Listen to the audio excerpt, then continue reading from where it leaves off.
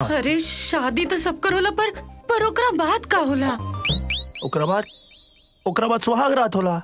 हाँ, सुहाग रात में का होला? अरे हमहू कुंवारे बानी, हमके कैसे पता होई? पर ते लइका बाड़े ना, कुछ तो पता होई तोरा के। हाँ मतलब थोड़ा थोड़ा पता बा। हाँ, ते लजात का बाड़े, बताओ ना। अरे कुछ ना रे, एकदम सिंपल बा। हाँ। ग्लास के दूध लेके अपना पति के कमरा में जाइए, ठीक बा? हाँ। आधा ग्लास उनका के पिया दिए। हाँ। और जौन बची तू पी लिए। उहे ग्लास में से उनका जूठा छी। अरे तो का हो जाई, तोरा पति के ही जूठा रही ना।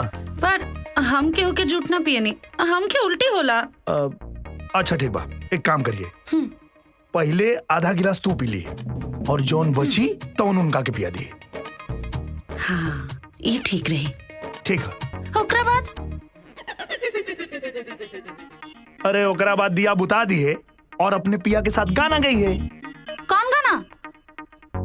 वे गाना, रात दिया बुता के पिया क्या क्या किया। पागल कहेंगे। राजा, रात दिया बुता के पिया।